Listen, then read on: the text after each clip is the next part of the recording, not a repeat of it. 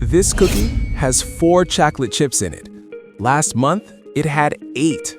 Same price, same size, same wrapper. The company is betting you won't notice. On the playground, we call this a ripoff. In corporate boardrooms, they call it skimpflation, and it's happening to almost everything you buy right now. Here's what just happened to you. You walked into your usual coffee shop, ordered your usual drink, paid your usual price. But halfway through, something feels off. The taste is weaker, the texture is different. You check the cup, same size, same label.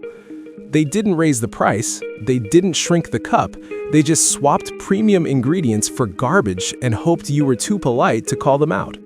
This is worse than shrinkflation because you can't see it, you can't measure it, and by the time you notice, you've already been robbed. By the end of this video, you'll know exactly how to spot it in under 10 seconds and the 3 rules that will stop you from ever getting fooled again. Because the companies doing this, they're counting on you being too busy, too tired, or too confused to fight back. Let's prove them wrong. You've heard about shrinkflation. Smaller packages, same price. Yeah, we covered that in the last video. You can watch it after this one, and it's real. But companies discovered something even better, a scam that's completely invisible. You can't measure it with a scale. You can't photograph it for proof.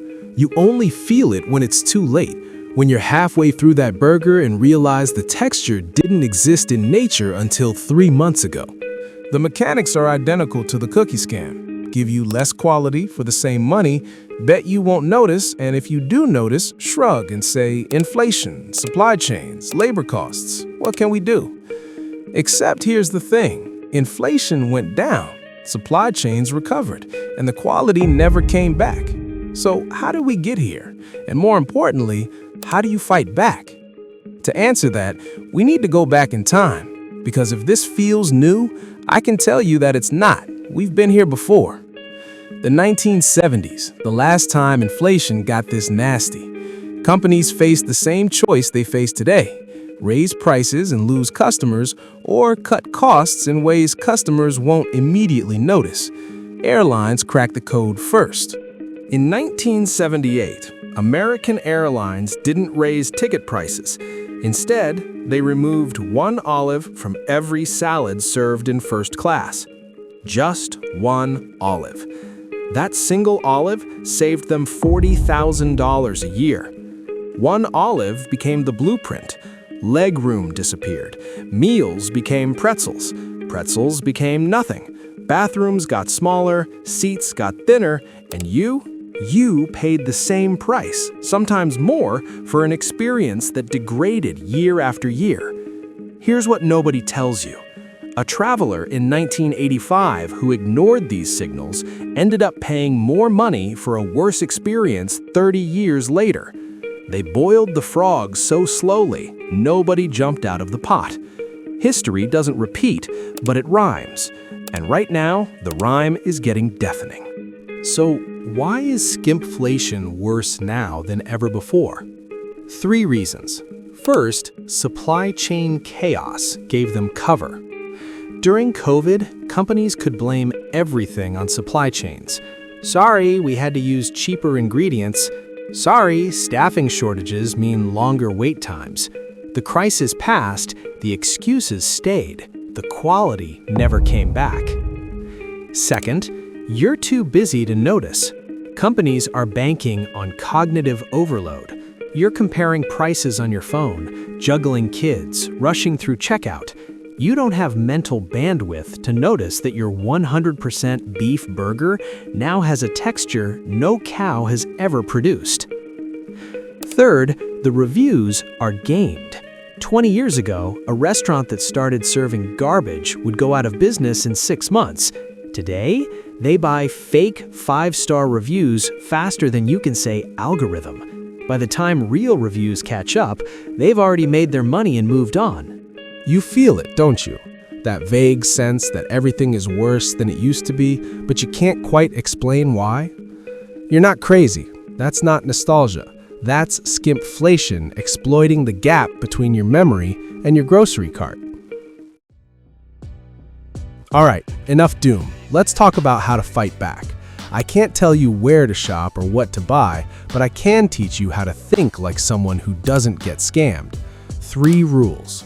Rule number 1, the 10-second check. Trust ingredients, not branding. If a product you've bought for years suddenly has ingredients you don't recognize, that's your signal.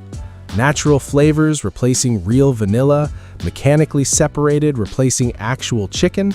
The package looks the same, the price is the same, the insides are not. Next time you're at the store, flip over a product you buy regularly.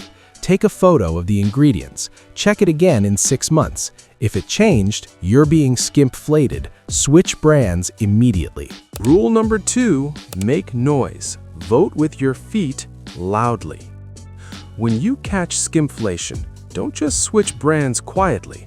Leave a review. Tag them on social media. Make noise. Companies are gambling that you'll accept the decline silently. Prove them wrong. The moment enough people call out a company publicly, they panic. Why? Because skimpflation only works in the shadows. Sunlight kills it. Rule number 3, kill your loyalty, become a mercenary. The old rules are dead. Your parents could trust a brand for life. You can't. That company that made quality products 5 years ago, they sold out to a private equity firm last year. They kept the logo, they gutted the recipe. Loyalty is a liability now. Your only job is to be a mercenary. Whoever gives you the best quality today gets your money. Tomorrow, we'll see. Brand loyalty is what they're exploiting. Stop giving it to them for free. Here's the thing about skimpflation that keeps me up at night. Shrinkflation is just math. You can count the ounces, do the division, see the scam. But skimpflation, it's the slow erosion of trust itself. It's companies betting you won't notice, won't care, or won't have the energy to fight back. And when trust becomes optional, we all lose. Because the only thing separating a functioning economy from chaos is the belief that when you pay for something, you actually get what you paid for. Remember that cookie from the beginning? It's not just about the cookie.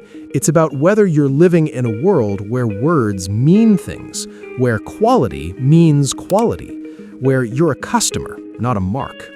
Now you know how skimpflation works. You know the 3 rules. You're armed. But here's the question for another video. What happens when this scam goes digital, when skimpflation hits software, subscriptions, and AI? And I can tell you that it already did, but that's a story for next time.